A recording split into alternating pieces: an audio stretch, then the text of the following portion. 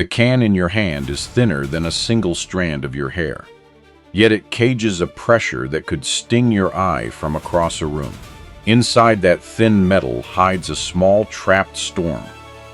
This is how soda is made, from syrup and water to the sealed can.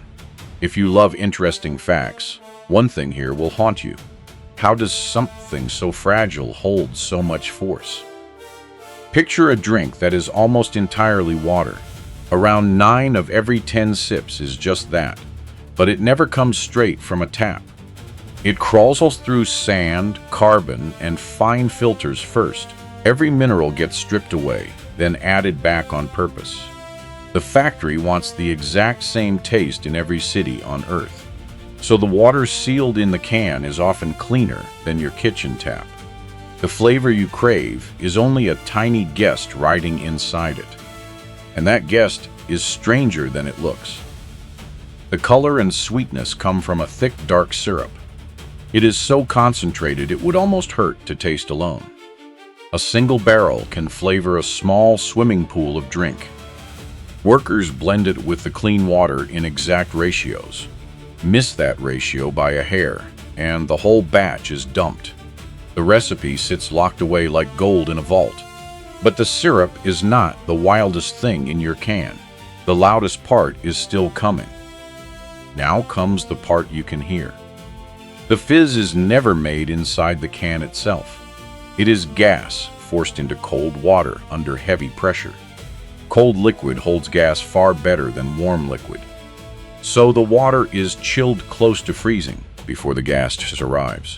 Millions of tiny bubbles are crushed into hiding in the liquid. They stay trapped there until you crack the seal. That hiss is the sound of them escaping at last. This whole trick was born by accident above a brewery. A curious Englishman lived beside vats of fermenting beer. He noticed a strange gas pouring off the bubbling grain. He held a bowl of plain water in it, just to see. The water swallowed the gas and turned sharp and alive. He had made the first glass of fizzy water. Sparkling drinks began beside a tub of beer.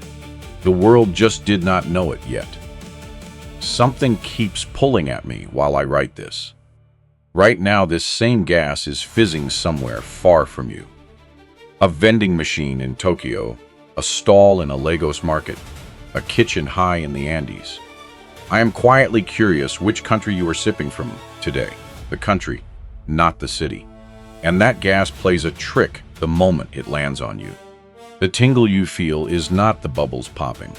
Your tongue turns the gas into a faint acid. Then nerves built to sense pain report a tiny sting. You are not tasting fizz. You are feeling a gentle bite. Take a sip and your tongue reads sweet, never sour. Yet many sodas are nearly as acidic as lemon juice. That sourness is real, buried under a thick wall of sugar. Strip the sweetness away and you could barely swallow it. The sharp acid is part of why it feels so refreshing. Your brain reads the bite as clean and crisp. Sweetness is just a mask over a very sour face. Look closer at that hidden sweetness for a second. A single can carry close to 10 teaspoons of sugar. Line them up in a spoon and you would refuse to eat it. Yet the acid and the cold hide it completely. The bubbles scrub your tongue between every sip, so the sweetness never piles up the way it should. The drink is engineered to fool your own mouth. Two things fight to survive the trip into that can: the trapped gas and the delicate flavor. Both try to flee the instant the drink warms up. So here is your call. Which is harder to lock inside a can, the gas or the flavor? One word, write it below. Now stare at the can itself for a moment. It begins as a flat silver disc, smaller than a coaster. A machine punches it into a shallow cup in a blink. Then it is stretched and ironed taller and far thinner. The finished wall is thinner than 2 sheets of paper. One drop in pressure, and it would crumple like foil. Yet it survives a rough truck ride and your tight grip. Something invisible is protecting it from the inside. Peel back the story and there is a hidden layer. A microscopically thin film of plastic coats the whole inside. Without it, the acidic drink would slowly eat the metal. You would taste raw aluminum long before the last sip. That film is so thin, it is nearly invisible to the eye. It quietly stands between your soda and bare metal. A coating lighter than a raindrop saves the whole can. Look at the top of the can, where it narrows. That little shoulder is not for looks at all. A slimmer lid needs less aluminum than a wide one. Shrink it a hair across billions of cans, and the savings explode. Factories have shaved fortunes off just by narrowing that rim. The shape you barely notice was fought over for years. Every millimeter there is worth a fortune in metal.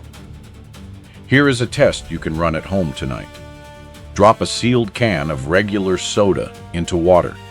It sinks straight to the bottom like a stone. Now drop in a can of the diet version. It floats, bobbing on the surface. The only real difference is the sugar packed inside. Sweetener weighs almost nothing, but sugar makes the drink heavy. Two identical cans, and one simply cannot sink. Here is why the bubbles seem to come from nowhere. The gas needs a rough spot to grab before it can escape. Tiny scratches and specks inside the can are its launch pads. Pour soda into a perfectly smooth glass, and it barely fizzes. Drop in 1 grain of salt, and it erupts at once. The bubbles were always there, waiting for a foothold. Their entire show depends on imperfection. Step beside the filling line and the world turns to a blur. Cans race past faster than your eyes can follow. The fastest lines seal well over 1,000 cans a minute. Each one is filled ice cold so the gas stays asleep. The liquid pours, the lid drops, all in a single flash. There is no room for a human hand anywhere near. Miss the timing by a heartbeat and it foams over. That lid is not glued down at all. It is folded into the can body in a rolling grip. The rim you run your finger along hides layers of metal. They curl into each other like tiny interlocking hooks. No screw, no weld, no glue holds your drink inside. Only metal, folded tight enough to trap a storm. And that little fold hints at something stranger still. Here is the twist that makes engineers grin. The pressure trying to burst the can is what keeps it strong. That gentle dome on the bottom pushes back against the gas. Empty the can, and it dents at a single touch.